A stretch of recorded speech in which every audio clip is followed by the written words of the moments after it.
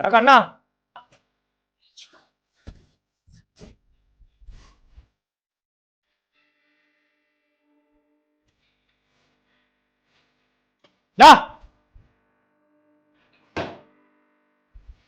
നിന്നെ എത്ര ദിവസമാണ് ഫോൺ ചെയ്യണേ? നിനക്ക് എന്നാ ഫോൺ എടുത്താ?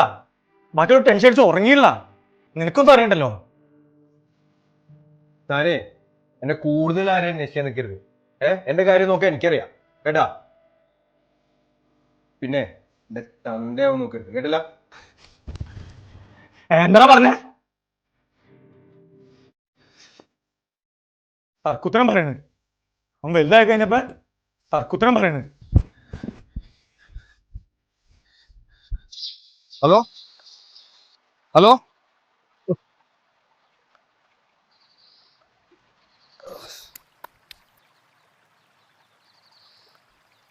വിഷ്ണു, ഞാനൊരു 10-15 പേരെ വിളിച്ചു നോക്കി. ആരും അങ്ങോട്ട് അടുക്കണില്ല. ഞാൻ പറയുകയാണെങ്കിൽ നീ നിന്റെ അനിയനെ തന്നെ വിളിക്കും.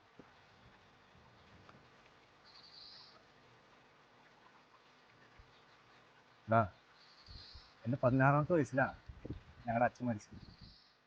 അത് കഴിഞ്ഞ് 1 മാസം കഴിഞ്ഞപ്പോ എന്ന് പറഞ്ഞ അമ്മയും പോയി. അന്ന് മുതൽ ഇന്ന് വരെ അവനെ ഞാൻ വളർത്തിയത് എൻ്റെ അനിയനായിട്ടല്ല, എൻ്റെ സ്വന്തം മോനെ പോലെയാണ്. അവനൊരു വാക്കുകൊണ്ട് പോലെ ഞാൻ നോവിച്ചതാണ്. അവനെ ഞാൻ കൈ തോന്നി അവനെ വിളിച്ച് ശരിയാവില്ല. നീ അവന് വിളിക്കുക. അവൻ നിന്റെ അനിയനല്ലോ, അവന് മനസ്സിലാവും. നീ വിളിക്കുക.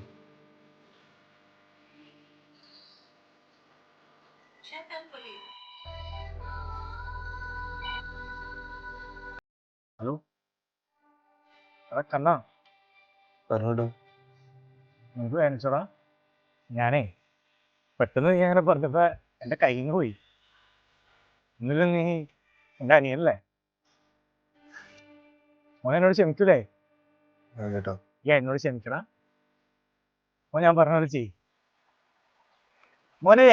350 രൂപ ഉണ്ടാവോ ഗൂഗിൾ പേയില്? ഞാൻ ടെൻഷനായി പോയി, നിന്നെ തല്ലി പോയില്ലേ. ഒന്ന് ഇടാമോ? മാങ്ങാത്തുലി മറ്റൊന്നും പോയി അവിടുന്ന്. ഇവിടെ വീട്ടിലെ കാര്യങ്ങൾ പറഞ്ഞ എങ്ങനെയാ അയൽക്കാരെ നമ്മളെ കള്ളു കുടിച്ചൊന്നും നടന്നില്ല. എനിക്കറിയായിരുന്നു നീ എനിക്കറിയായിരുന്നു. അതുകൊണ്ടാണ് ഞാൻ ഇന്നലെ അടിച്ചതിന്റെ ബാക്കി സേവ് ഇട്ട് വച്ചത്. മനസ്സിലായ? നാളെ കാണാം.